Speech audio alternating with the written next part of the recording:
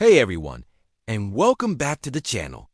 Today, we be tackling a question that's been debated in comic book shops and online forums for years. Deadpool versus Thor. Who would actually win in a fight? On one side, you have the merc with a mouth, the regenerating degenerate Wade Wilson. On the other, the God of Thunder, the mighty Avenger, Thor Odinson. It's an insane matchup, right? A virtually unkillable, fourth-wall-breaking mercenary against a literal god. So let's break it down, analyze their powers, weapons, and strategies to figure out who would be left standing. First, let's look at the God of Thunder Thor.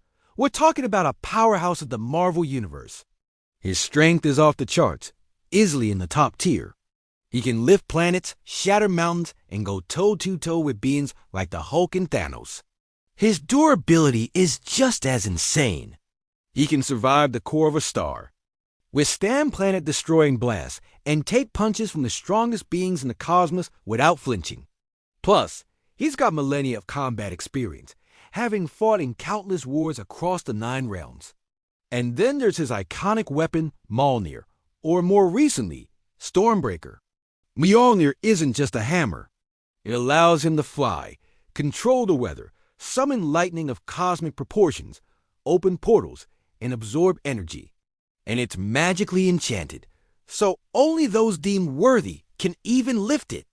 Stormbreaker is even more powerful, capable of channeling the Bifrost itself. So, we're dealing with a character who has immense physical power, elemental control, and a weapon that's one of the most powerful artifacts in existence.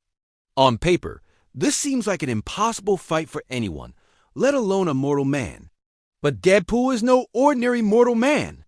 Wade Wilson's primary and most famous ability is his healing factor.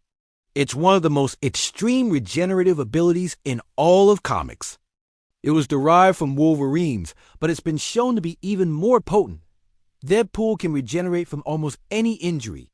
You can decapitate him, blow him to bits, incinerate him, and he will eventually pull himself back together. This makes him functionally immortal. He can't die from physical trauma, and because of a curse from Thanos, he can't die from anything else either.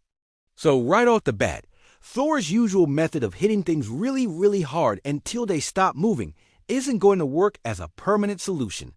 Now, let's talk skills. Deadpool is an expert marksman, a master of various martial arts, and a highly skilled assassin. He's unpredictable, acrobatic, and his fighting style is pure chaotic improvisation. He's also armed to the teeth with katanas, guns, grenades, and whatever else he can get his hands on. While his physical strength is nowhere near Thor's, he's a much more agile and unpredictable fighter. He'll be flipping, dodging, and weaving around Thor's powerful but often slower attacks. But Deadpool's most unique and potentially game-changing ability is his fourth wall awareness. He knows he's in a comic book, a movie, or in this case, a YouTube video. This isn't just a gimmick for jokes. It gives him a kind of cosmic awareness that few others possess. He can pull weapons out of thin air, reference past events from other comics, and generally manipulate the narrative to his advantage. He could, hypothetically, learn Thor's weaknesses by simply reading his comic book history. This gives him a massive strategic advantage. So let's imagine how this fight would play out. Round 1 begins. Thor, probably underestimating his opponent, would likely try to end it quickly. He'd swing Mjolnir or Stormbreaker, maybe unleash a blast of lightning. Deadpool, with his agility, might dodge a few hits, but eventually Thor's power and speed would connect, and the result would be messy. Deadpool would be turned into a red and black puddle. Fight over, right? Not even close. As Thor turns to leave, thinking the job is done, he'd hear a wisecrack from the pile of goo behind him. Slowly but surely, Deadpool would regenerate.